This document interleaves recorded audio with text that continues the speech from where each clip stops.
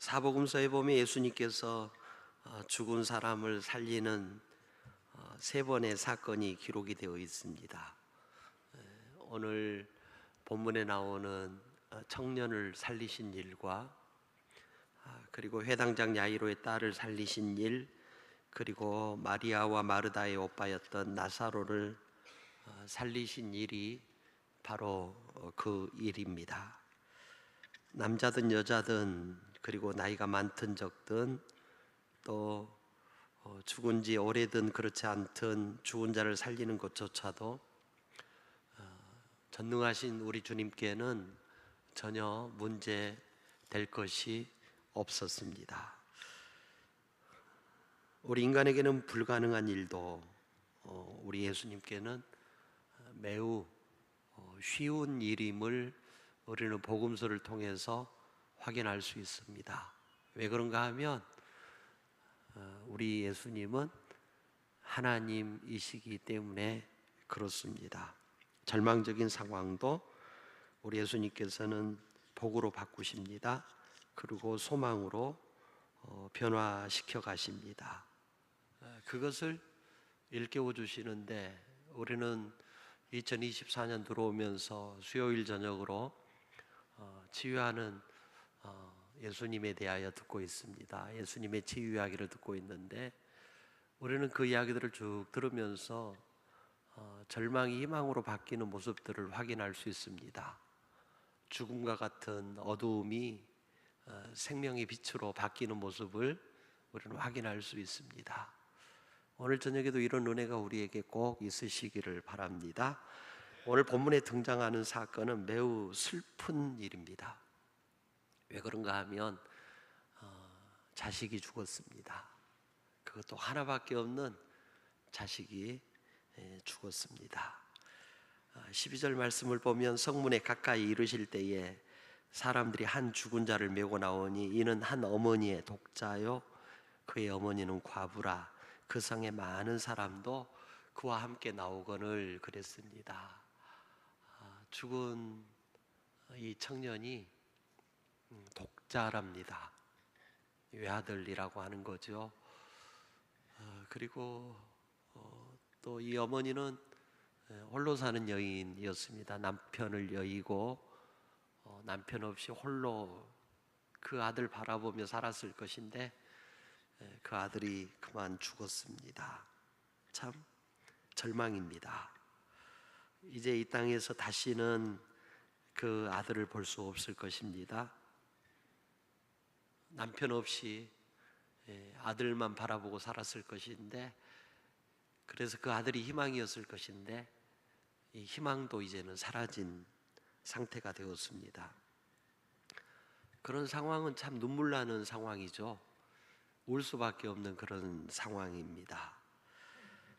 여러분, 이 아들 잃어버린 이 여인, 이 당사자가 아니다 할지라도 이런 소식을 전해 듣거나 그런 환경에 함께 있게 되면 참 가슴이 먹먹해지고 안타깝고 함께 울어줄 수밖에 없는 그런 안타까운 일입니다.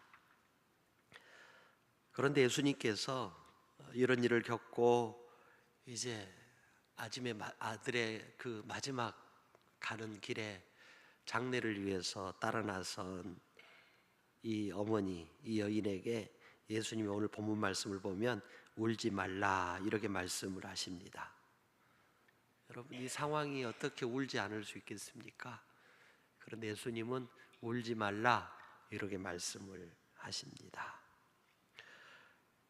예수님은 지금 분명히 이 죽은 아들의 상태를 보면 울어야 될 상황이지만, 하지만 그 절망을 뛰어넘을 뭔가를 기대하는 사람에게 이것은 슬픔과 절망이 끝이 아닌 것이신 까닭에 예수님은 이 여인에게 울지 말라 그러셨던 것입니다.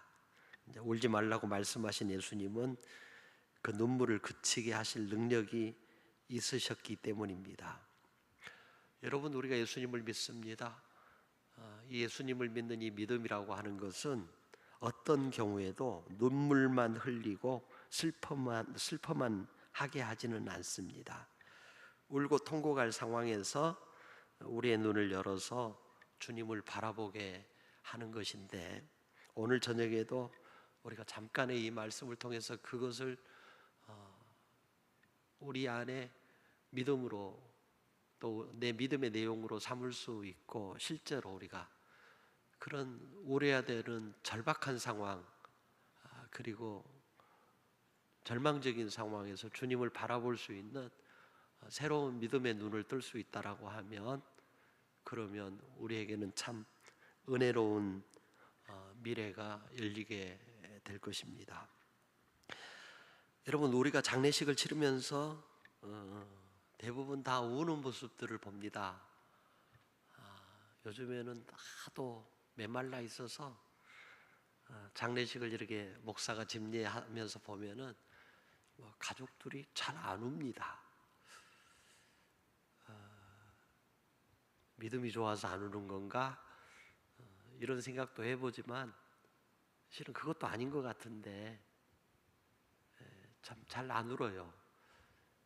그래서 참 눈물이 메마른 시대다. 가정에서부터 눈물이 메말랐구나 라고 하는 그런 것들을 많이 느끼기도 합니다. 여러분, 기독교 신앙 안에서 이 장례식은 실은 우는 것이 다가 아닙니다. 우는 것으로 끝나는 것이 아니죠. 왜 그런가 하면 우리는 그 믿음 안에서 살았을 때에 우리는 그 죽음의 현실 속에 있지만 그 죽음 앞에서 우리는 영생을 바라볼 수 있기 때문에 그렇습니다. 실은 우리 기독교 신앙에서 장례식 때 우는 것은 불쌍하다고 우는 게 아니고, 영원한 생명을 얻고 천국에 들어간 것을 바라보면서 위로와 다시 만날 소망, 영생, 천국의 소망 혹은 부활의 소망, 이런 것들을 찾는 과정이죠. 하지만 우리가 우는 까닭은 그간에 함께했던 이웃을 당분간은 우리가 함께 계속 같이 할 수 없을 것이기 때문에, 가족된 입장에서 또 성도된 입장에서 이웃된 입장에서 함께 그렇게 울고 그러는 것입니다. 자, 여러분, 우리가 살면서 울어야 될 상황이 오면 여러분 마땅히 우는 것이 당연합니다. 그러나 적어도 믿음 안에서 되어지는 일들이라면, 혹 울어야 될 상황일지라도 그러나 울고만 있지 않았으면 좋겠습니다. 왜 그런가 하면 눈물을 닦고 이제는 새로운 것을 볼 수 있는 그 모습을 우리가 회복을 해야 될 터인데, 소망 없는 사람처럼 울지 말라고 데살로니가 전서에서는 우리에게 그렇게 4장 13절 말씀에서 가르쳐 준 그 말씀이 있거든요. 너무 지나치게 슬퍼하는 것도 주님을 신뢰하지 못한 까닭일 것입니다. 그래서 혹 그런 울어야 될 상황이 온다고 하더라도 우리는 반드시 믿는 이들로서 가져야 될 자세는 뭔가 하면, 지금은 울어야 될 상황이지만 그러나 머지않아 다시 만날 소망과 천국에서 영생할 것이다라고 하는 그 확실한 믿음을 가지고 위로받고 평안을 누리고, 그러면서 내 새로운 삶을 결단하고 다짐하는 그런 기회가 되고, 그리고 먼저 그것을 깨닫고 발견한 내가, 먼저 믿는 내가 아직 그것을 바라보지 못하고 눈물에만 갇혀있는 그 삶을 넉넉히 붙잡아주고 위로해주고, 그러면서 소망을 갖게 하고 하는 일로 우리는 그처럼 쓰임이 되어야 할 것이고, 교회 장례식의 목적은 바로 거기에 있습니다. 그러므로 이 사실을 기억하고 우리의 신앙의 내용으로 가졌으면 좋겠습니다. 자, 14절로 15절 말씀 한번 같이 읽을까요? 14절에서 15절까지의 말씀입니다. 같이 읽겠습니다. 가까이 가서 그 관에 손을 대시니 맨 자들이 서는지라. 예수께서 이르시되 청년아 내가 네게 말하노니 일어나라 하시매 죽었던 자가 일어나 앉고 말도 하거늘 예수께서 그를 어머니에게 주시니. 아멘. 자, 주님은 울지 말라고 하신 후에 결국 그 청년을 살려내십니다. 그럴 능력이 우리 주님에게는 있습니다. 울지 말라고 말만 그렇게 하신 것이 아니었다라고 하는 것입니다. 그렇게 말씀하신 우리 주님은 눈물이 변하여 웃음이 되게 하셨습니다. 기쁨이 되게 하셨다라고 하는 것입니다. 사랑하는 성도 여러분, 우리가 우는 것도 잘해야 합니다. 그러나 울기보다 주님이 하실 일을 기대를 해야 할 것입니다. 눈물이 웃음으로 바뀌는 그 순간이 오도록 우리는 힘써야 할 것입니다. 그러면서도 우리는 주님을 바라보면서 믿음 안에서 우리의 눈물을 닦아내도록 우리 스스로도 힘써야만 될 것입니다. 울어야 될 일이 있으면 울자라고 말씀을 드렸습니다. 그러나 울고만 있는 것이 우리 기독교 신앙이 아닙니다. 여러분 우는 중에도 기도하실 수 있었으면 좋겠습니다. 그리고 그 기도가 결국 찬송하는 자리, 감사하는 자리까지 나아갔으면 좋겠습니다. 무엇 때문에 그것이 가능합니까? 우리 주님을 기대하기 때문에, 주님을 바라보기 때문에 그것이 가능한 것입니다. 울어야 할 시간에 찬송한 사람들의 이야기가 성경에 나오고 있고, 아주 절망적인 순간에 기도한 사람들의 이야기가 성경에 나오고 있습니다. 그리고 그 사람들의 삶을, 그 사람들의 미래를 우리 하나님께서, 우리 주님께서 보장을 해 주셨습니다. 여러 가지 예를 들어서 말씀드릴 수 있겠지만 다니엘서에 보면 여러분 다니엘이라고 하는 사람이 소개가 됩니다. 이 다니엘은 포로로 붙들려간 사람이었습니다. 유대 사람이었죠. 그런데 그가 포로로 붙들려가서 나중에 포로로 붙들려간 그 나라에서 총리로 발탁이 되고, 그리고 그 나라가 나중에 망하고 또 새로운 나라가 들어섰음에도 불구하고 여전히 그는 총리로 쓰임을 받고 탁월하게 믿음의 본을 보여주는 사람으로서 성경에 소개가 되지요. 여러분이 다니엘이 어떤 일을 겪습니까? 그는 참 힘들고 어려운 일을 겪습니다. 그는 기도하는 것 때문에 사자굴에 던져질 것을 알면서도 감사하며 예루살렘을 향하여 창문을 열고 기도하기를 하루에 3번씩 그는 간절하게 그 일을 감당해 냈습니다. 왜 하나님께서 이런 환경을 내게 주셨는지, 왜 나를 이렇게 위기로 몰아가시는지, 왜 자꾸 나를 사망의 위협 앞에 두게 하시는지에 대하여 다니엘은 원망하거나 불평하지 않았습니다.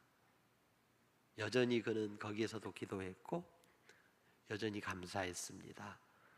그리고 사자굴을 이겨내게 하십니다. 이것이 다니엘의 모습입니다. 사랑하는 교회 여러분, 우리도 그럴 수 있겠습니까? 우리는 신약으로 건너와서 바울과 실라의 모습을 확인할 수 있습니다. 그들은 복음을 전하다가 옥에 갇혔습니다. 많이 두들겨 맞았습니다. 그들은 지하 감옥에 갇혔습니다.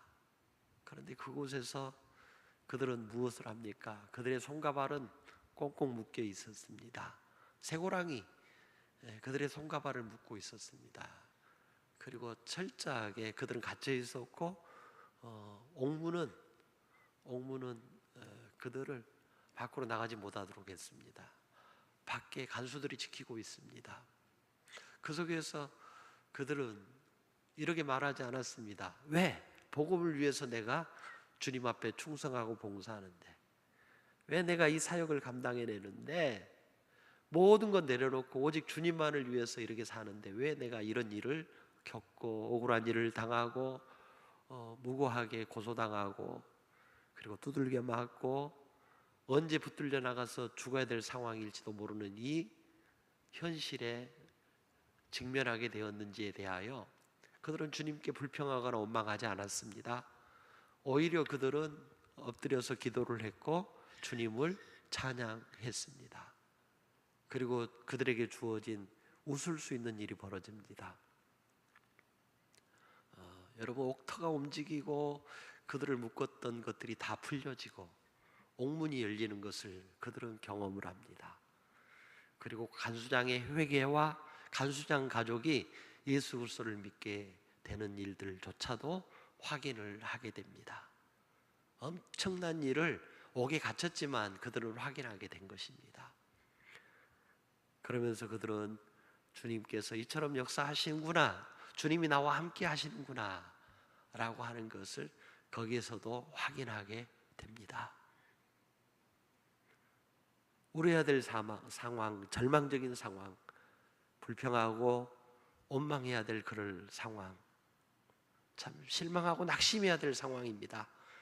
그러나 그들은 기도하는 자리에 있었고 찬송하는 자리에 있었고, 그리고 주님께서 그들을 위해서 보장하신 삶을 확인하는 모습을 확인할 수 있다라고 하는 것입니다. 자, 이제 오늘 본문을 잠깐 조금 더 살필 것입니다. 주님이 이 여인의 눈물을, 안타까움을, 어려운 환경을 감격으로 바꾸시는 중에 하신 일을 보면서 특별히 우리는 이 본문 말씀을 대하면서 우리의 삶에 이 말씀을 어떻게 적용할 것인가를 잠깐 찾고 듣고, 그리고 이제 말씀을 마치려고 합니다. 오늘 본문을 보면 이 여인이 울 수밖에 없는 상황, 그 상황에 주님이 그곳에 찾아가신 것을 확인할 수가 있습니다. 주님은 성으로 가고 계셨고 여인은 시신을 메고 성 밖으로 나오던 중이었습니다. 어떻게 보면 우연히 만난 것처럼 보입니다. 그러나 오늘 본문을 주석한 모든 성경학자들은 눈물과 고통의 현장을 아시고 주님이 찾아가셨다라고 그러게 오늘 본문의 분위기를 해석을 합니다. 의도적으로 슬퍼할 수밖에 없고 절망할 수밖에 없는 그런 환경을 맞닥뜨린 그 여인과 그 젊은이의 시신을 메고 나오는 그 사람들 속에 예수님이 찾아가셨다라고 하는 것입니다.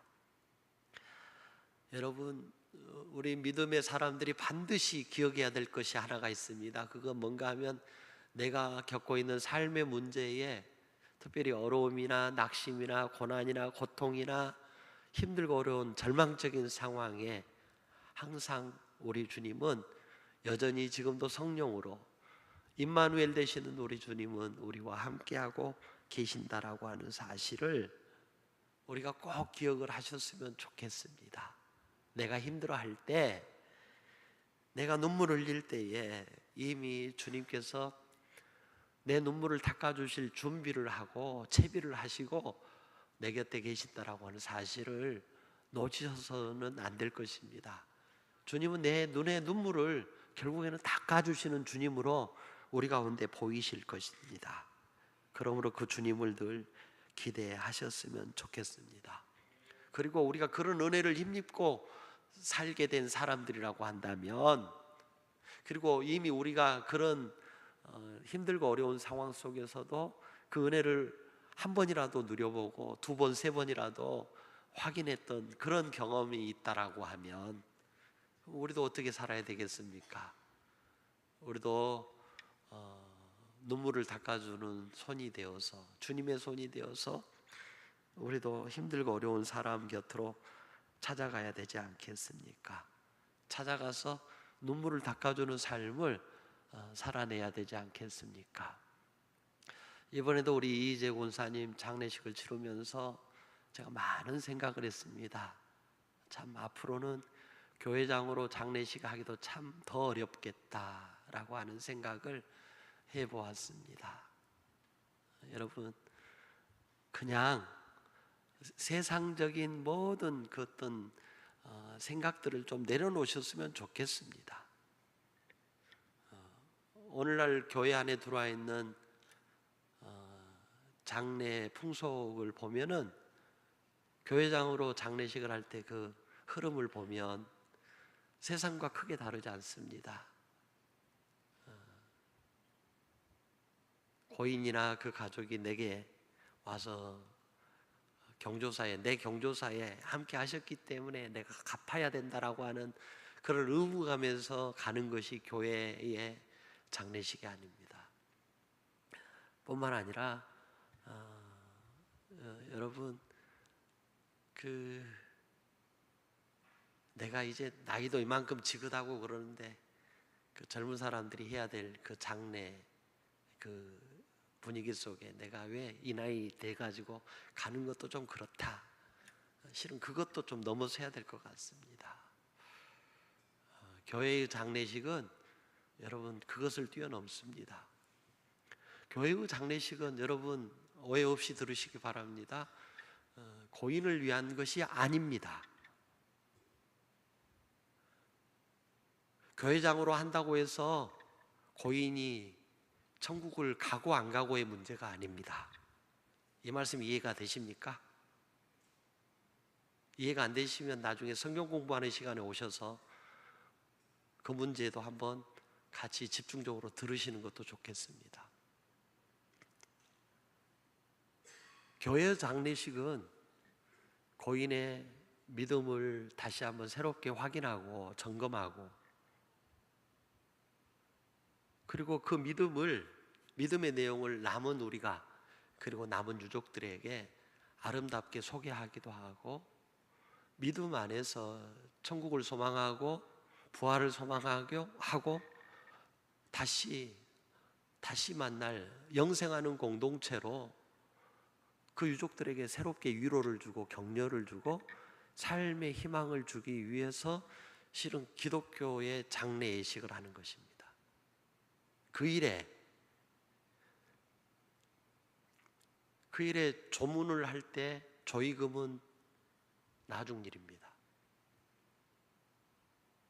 우리는 복음을 전하고 희망을 주고 가서 생명을 함께 이야기하고 천국의 소망을 나누는 일에 우리는 사명을 부여받은 사람들입니다.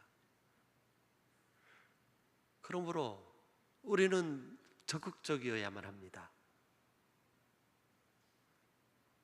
특별히 우는 자와 함께 울라라고 말씀해 주셨던 우리 주님의 가르침과 사도들의 가르침을 우리는 절대로 놓쳐서는 안 될 것입니다.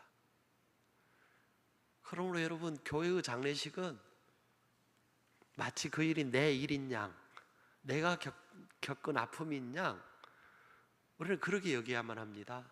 그리고 내가 위로받기를 원하듯 유족들도 위로를 받아야 된다라고 하는 것에 대하여, 그리고 그 모든 일로 우리 주님은 사랑이시고 우리 주님은 이런 관심을 드러내 주시고 우리 주님은 위로해 주시기를 원하시고 힘들고 어려운 가운데서도 천국의 소망을 가지고 평강을 함께 누리게 하시는 분이시다라고 하는 것을 장례식을 통해서 드러내야 되는 것이 기독교 장례예식의 모습입니다.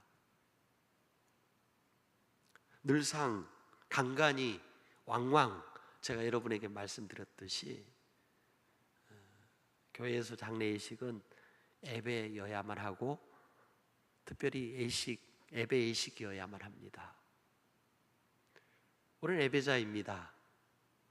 주일 예배에도 나와서 예배해야 될 예배자이고 수요기도에도 나와서 예배해야 될 예배자이고 새벽 기도에도, 그리고 축하하는 예배에도 가서 예배해야 될 예배자이고 위로하는 자리에 함께 해야 될 그 예배 예식 가운데도 함께 해야 될 사람들이 우리인 것이 분명합니다.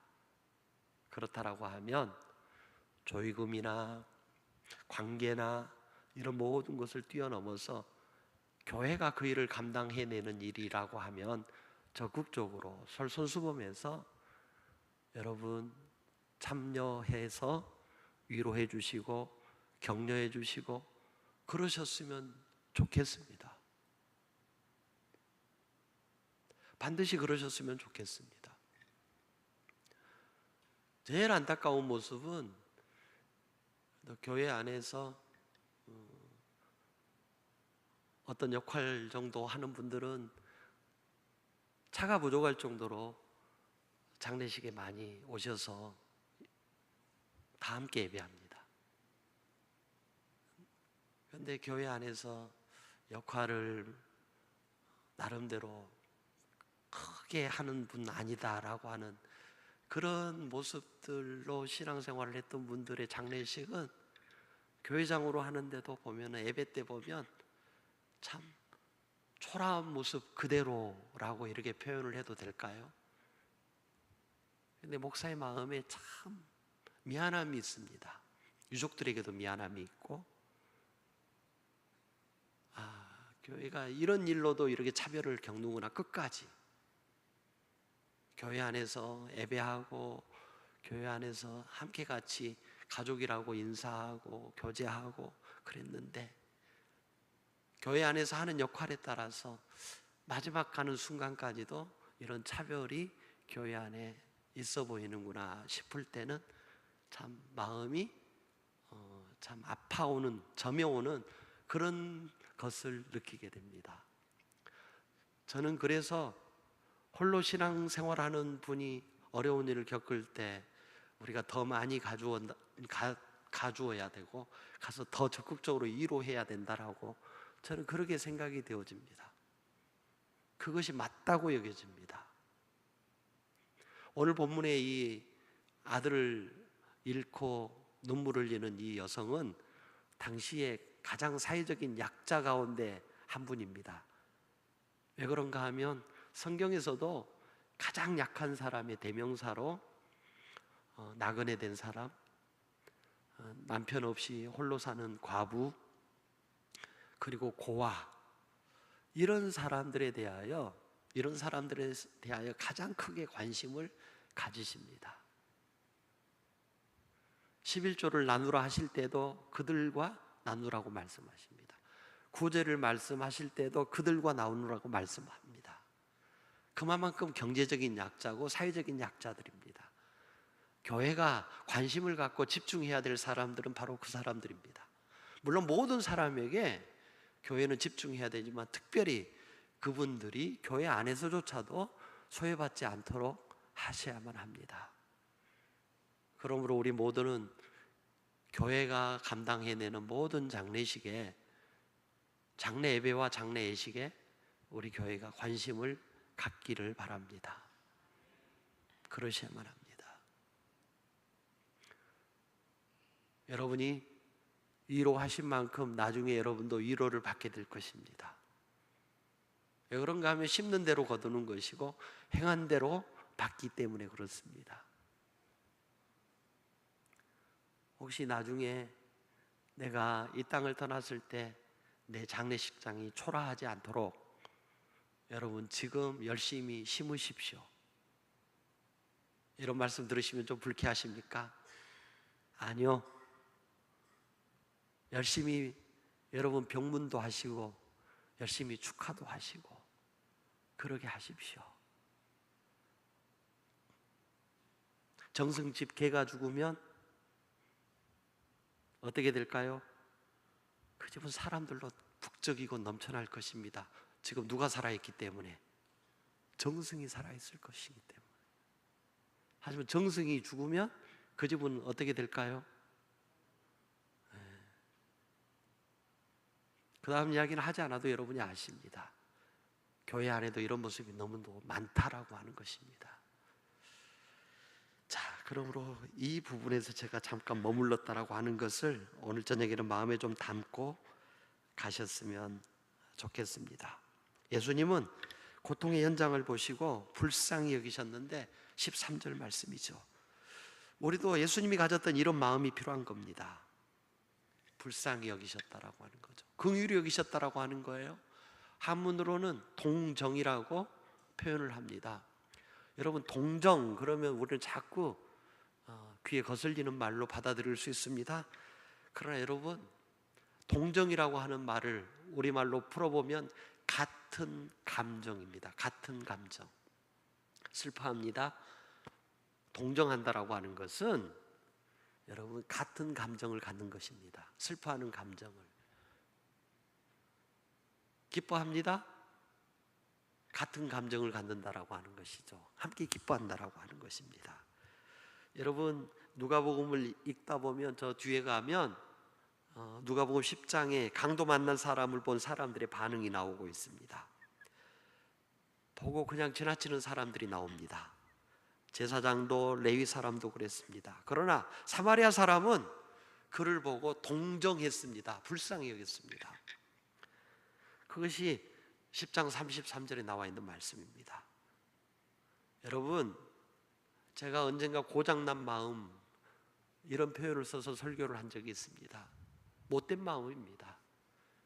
고장난 마음은 동정도 없고 불쌍한 사람을 보거나 누군가의 고통을 보면서 함께 울 줄도 모릅니다. 고장난 사람들입니다. 마음이 고장난 사람들. 더 나아가서 이 고장난 마음을 가지면 오히려 다른 사람을 힘들게 하고 아프게 합니다. 상처를 주지요. 그래서 그 사람 속에 지난 주일에 설교했습니다만 쓴뿌리가 생기게 만드는 것입니다. 이 고장난 마음은 그냥 나나 내 식구가 잘 되면 좋고 남의 식구가 잘 되면 시기하거나 질투하거나 그리고 은근히 잘못되기를 바라는 마음을 갖게 되고 하는 것입니다. 여러분, 예수 잘 믿는다라고 하는 게 뭡니까? 우선적으로는 고장난 이 마음을 고치는 것입니다. 그리고 고장난 내 삶의 형태를 주님이 원하시는 삶의 형태로 바꾸어 가는 것입니다. 그것이 예수 잘 믿는 것입니다. 자, 오늘 본문 말씀 보면 예수님께서 가까이 가셨습니다. 그리고 시신을 눕힌 그 관에 손을 대십니다. 예수님은 동정하는 것으로, 같은 마음을 품는 것으로 끝마치지 않았습니다. 손을 움직이십니다. 행동하셨습니다. 진심으로 불쌍히 여기는 마음이 있으면 여러분, 우리의 몸도 따라가게 됩니다. 우리도 행동하게 된다라고 하는 것입니다. 우리가 손을 움직여서 누군가를 위로하고 힘을 북돋아 주어야 합니다. 우리가 사는 세상에는 여러분, 눈물의 현장이 얼마나 많은지 모릅니다. 이 지구촌은 지금 전쟁의 아픔이 있습니다. 여러분, 1달러가 얼마 정도 될까요? 지금 한 1,000원 약간 넘나요? 하루를 살면서 이 1,000원도 못 쓰고 사는 사람들이 이 땅에는 여러분 14억 명이나 된다라고 하는 그 통계를 내놓은 조사를 제가 봤습니다. 14억 명. 우리 눈 하나 꿈쩍하지 않죠? 1,000원이 없어가지고 그렇게 사는 사람들이 이 땅에 그렇게 많다라고 하는 겁니다. 여전히 요즘 같은 세상에도 몇 초에 한 명씩 굶주림으로 어린아이들이 죽어가고 있습니다. 지금 어린아이들만 이야기하고 있는 것입니다. 10살도 안 된 아이들이 노동 현장에 시달리게 되는 모습을 봅니다. 이런 세상에 우리가 찾아가 불쌍히 여기고 가까이 가고 손을 대므로 눈물을 그치게 하는 일을 일부라도 감당하기 위해서 교회된 우리 한 사람 한 사람이 더 관심을 가져야만 할 것입니다. 눈물을 닦아주는 일을 앞으로 21세기를 지나는 교회는 해내야만 합니다. 그 일을 교회가 실패하면 앞으로 교회는 더 어려워질 것입니다. 교회는 위로하는 교회가 되어야 합니다. 격려하는 교회로 세워져 가야만 합니다. 그래서 일으키는 역할을 교회가 해야 합니다. 저번 새벽에도 오늘 새벽에도 그 말씀들을 드렸습니다. 제가 늘상 여러분에게 표현해서 말씀드리는 것처럼 죽이는 일에 우리는 역할을 하면 안 됩니다. 항상 살리는 일에 쓰임받는 사람이 되어야만 합니다. 그것이 교회입니다. 울리지 말고 눈물을 닦아주는 사람이 되어야 합니다. 나 때문에 상처받게 하지 마십시오. 나 때문에 신앙을 포기하게 하지 마십시오. 나 때문에 울게 하지 마십시오. 죽이지 마십시오. 죽이고 기뻐하면 나는 정말 불쌍한 사람입니다. 사람을 죽여야만 꼭 죽이는 것은 아닙니다. 거짓말해서 죽이고 사람의 관계를 파괴시키고 신앙생활하는 장소에서 상처를 입히고 하는 것, 이런 것들이 곧 죽이는 일을 하는 모습과 다르지 않을 것입니다. 주저앉히지 마십시오. 연약해 보이고 미약해 보이고 부족해 보여도 내 관계 속에서 나를 불편하게 하는 일이라고 할지라도 여러분, 우리 주님이 그런 일을 겪으실 때 어떤 모습으로 십자가 위에서 모든 사람을 대하셨는지를 여러분 꼭 기억을 하셔야만 할 것입니다. 주저앉으려고 하는 사람을 이렇게 세우는 것이 내 역할이어야 합니다. 우리 모두의 역할이어야만 된다라고 하는 것입니다. 말씀 마치겠습니다. 죽은 아들을 살리신 일로, 죽은 청년을 살리신 일로 많은 사람들이 이 사실을 지켜보고 그리고 하나님 앞에 영광을 올려드리는 모습을 우리는 오늘 16절쯤에서 확인할 수가 있습니다. 특별히 이 죽은 사람을 살리시는 일을 누가라고 하는 이 누가복음의 기록자는 많은 사람들이 그 살리시는, 손을 대서 살리시는, 일으키시는 주님의 모습을 보게 하고 그들로 증인을 삼았습니다. 그리고 그들로 하여금 예수님을 증언하게 만들었습니다. 그리고 이 일이 소문나게 만들었습니다. 그리고 결국에는 하나님께 영광이 돌아가게 하셨습니다. 혹시 여러분 회당장 야이로의 딸을 살리실 때 일을 기억하십니까? 그때 어떻게 하셨습니까? 특정한 사람만 데리고 들어가서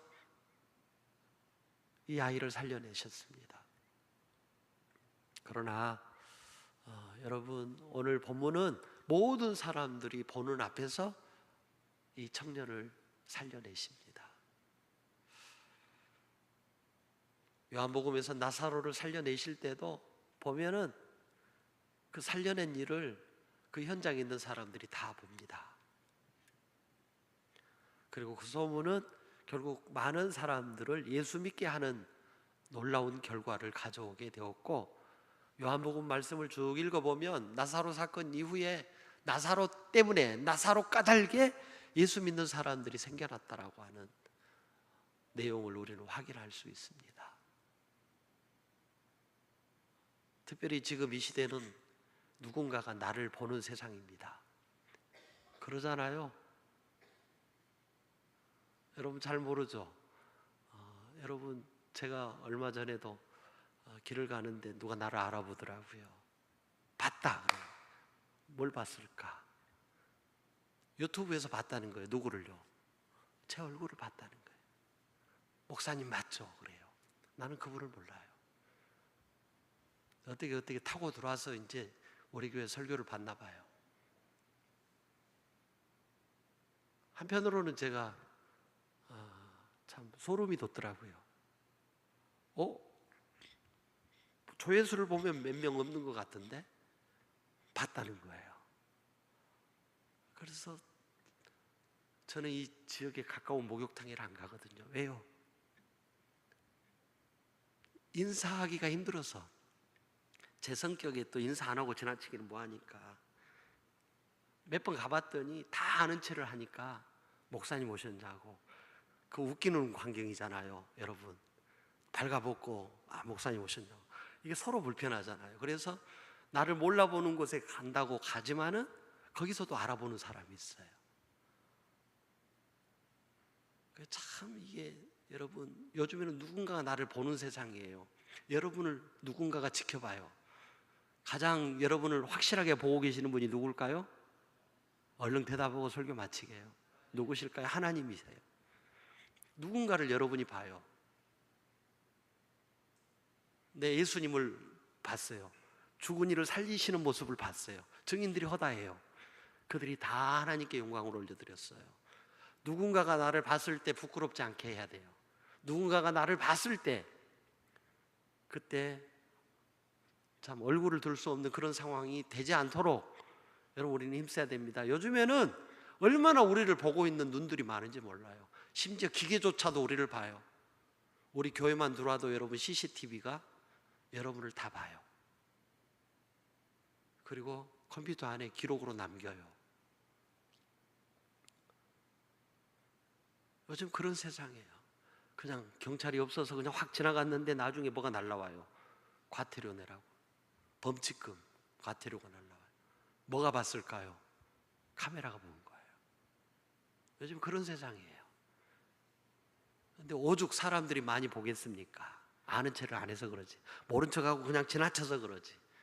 보는 눈이 많은 세상입니다. 우리 믿는 사람들이 어떻게 살아야 될까요? 듣는 귀가 많은 세상입니다. 우리가 어떻게 살아야 될까요? 하나님께 영광이 돌아가도록 그렇게 살아야 되지 않겠습니까?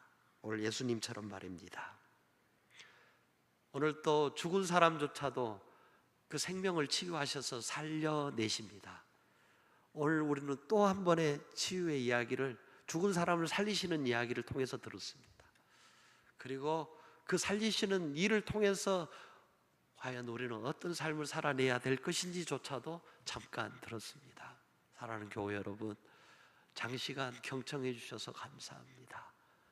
여러분 치유되기를 축복합니다. 그리고 살리는 일에, 그리고 치유하는 일에 우리도 그렇게 살아내야 되지 않겠습니까? 기도하겠습니다. 하나님 우리 아버지 감사합니다. 오늘 예수님의 치유 이야기를 다시 들었습니다. 죽은 생명조차도 치유하셔서 새로운 생명으로 살리시고 눈물을 닦아내시는 우리 주님의 모습을 통해서 우리도 믿는 이들로서 삶의 도전을 받습니다. 주님 다시 한번 우리의 삶을 일깨워 주셔서 이 은혜의 자리에 우리도 있게 하여 주시옵소서. 치유되고 치유하는 우리 사창의 가족들이 다 되어지도록 치유하시는 주님께서 친히 우리 가운데 동행하여 주시옵소서. 예수님 이름으로 기도하옵나이다. 아멘.